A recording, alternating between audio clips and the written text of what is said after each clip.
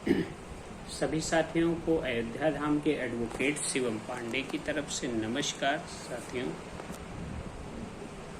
आज मैं आपके सामने जूनियर एडेड शिक्षक भर्ती के संबंध में जो सुनवाई हुई थी उसके संबंध में बात प्रस्तुत करने के लिए आया हूं।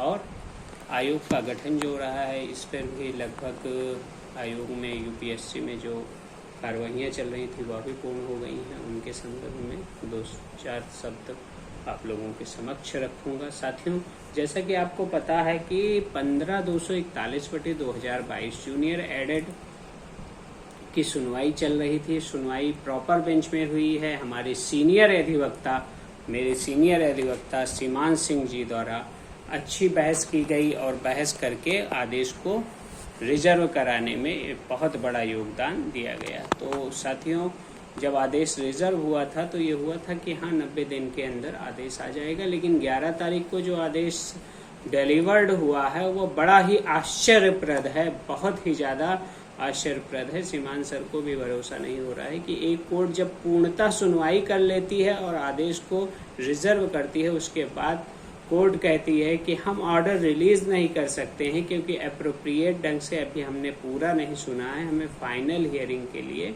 पुनः सुनना पड़ेगा और फाइनल जजमेंट के लिए पुनः सुनना पड़ेगा। तो ये आदेश कहाँ से प्रेरित है, कैसे जज साहब ने क्या किया, ये ईश्वर जाने, लेकिन आदेश जो सुरक्षित था उसे ना देते हुए फिर से सुनने की मांग की है। सीमान सर द्वारा बहुत अच्छी बहस की गई थी और लगभग जितने भी लोग थे सभी की नौकरी के लिए पूरा प्रयास किया गया था और जल्द से जल्द जूनियर एडेड शिक्षक भर्ती पूर्ण हो जाए इसके लिए जल्द से जल्द आदेश करवाने की कोशिश की गई थी। लेकिन आप न्यायालय की प्रक्रिया से थोड़ा वाकिफ हैं कि आपको पता ही है कि हाँ, माननीय उच्च न्यायालय में न्यायाधीश महोदय कभी कभी ऐसा काम कर जाते हैं जो आश्चर्यप्रद होता है, लेकिन कोई उसमें बहुत ही आपको डरने की या बहुत कुछ समझने की ज़रूरत नहीं है। साथियों, पुनः सुनवाई होगी, आदेश सुरक्षित होकर जल्द ही निर्णय आएगा। जूनियर एडेड के कुछ साथी बार बार फ़ोन कर रहे थे, इसलिए उनको सूचना देनी पड़ी। चूँकि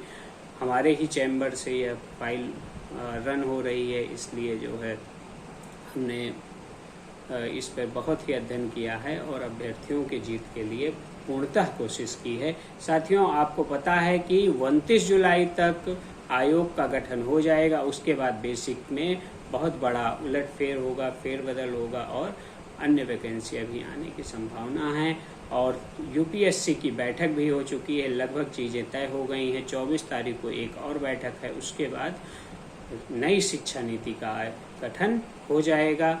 तब तक के लिए सभी जो साथी धैर्य बनाए हुए हैं या कंपटीशन की तैयारी कर रहे हैं वे धैर्य बनाते हुए अपने कार्य को सुचारू रूप से जारी रखें। रिविजिट संबंधी लगभग चीज़ों को मुझे आपको बता दिया गया है। बस सिर्फ और सिर्फ इतना कहना है कि सरकार बहुत बड़ा खेल खेल रही है। सरकार भीतर खाने से, अंदर खाने से जो कर रही है उस पर नज़र बनी हुई है। उन सभी चीज़ों का सरकार को जवाब दिया जाएगा, लेकिन अभ्यर्थियों के हितार्थ जो कार्य होने चाहिए वो सरकार नहीं कर रही है, जिसके लिए हमारा संघर्ष बढ़ता जा रहा है।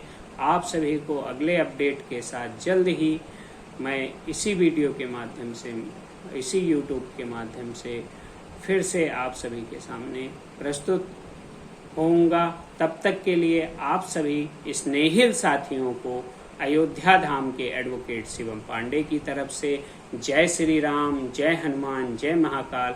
आप सभी का दिन शुभ हो। आने वाले समय में सभी अपने अपने लक्ष्य को भेदित करें। पुनः आप सभी को नमस्कार, धन्यवाद।